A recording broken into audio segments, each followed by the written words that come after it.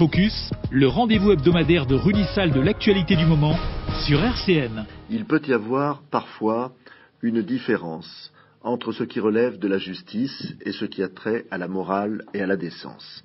Un délinquant, un criminel, doit rendre compte de ses actes devant la justice. Celle-ci prononce une condamnation, le coupable purge sa peine, puis, à l'issue de celle-ci, doit chercher à se réinsérer dans la société. Ce cheminement n'est ni facile, ni évident. Il l'est encore moins pour les victimes, voire pour leur famille, quand il y a eu meurtre d'un proche.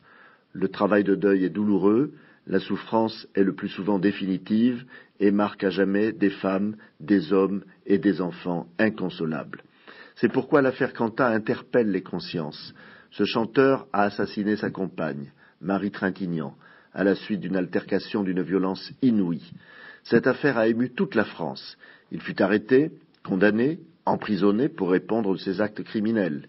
Après les remises de peine traditionnelles, Cantat a retrouvé la liberté.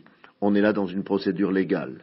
Certains peuvent la regretter, mais nul ne peut légitimement la contester. La réinsertion pourrait se traduire pour lui par l'écriture de textes, la composition de musique pour lui-même ou pour d'autres, dans une démarche discrète, permettant de montrer l'évolution de sa personnalité. Et surtout, de ne pas apparaître dans la lumière, ce qui s'apparente aujourd'hui à une provocation. Provocation vis-à-vis de sa famille, qui depuis la disparition de Marie Trintignant a cessé de vivre. Provocation vis-à-vis de l'opinion publique fortement mobilisée pour le respect de la dignité des femmes. Il est incompréhensible que Bertrand Cantat n'ait pas compris que cela choque beaucoup de monde.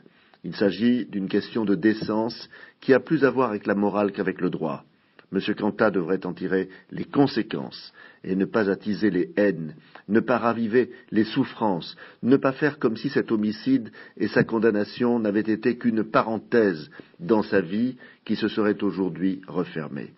Elle ne s'est pas refermée dans l'opinion. Quand on est un personnage public, il y a des comportements plus exigeants que pour le commun de nos concitoyens.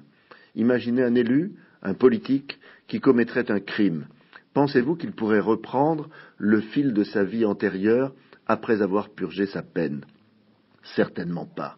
Eh bien, pour un chanteur qui est aussi un personnage public, dans la lumière, applaudi, encensé par des fans, ce doit être, à mon sens, la même chose. J'espère que M. Cantat le comprendra et retournera à une vie plus discrète. Il ne s'agit pas de lui refuser de reprendre une vie normale. Il n'a pas été condamné à perpétuité.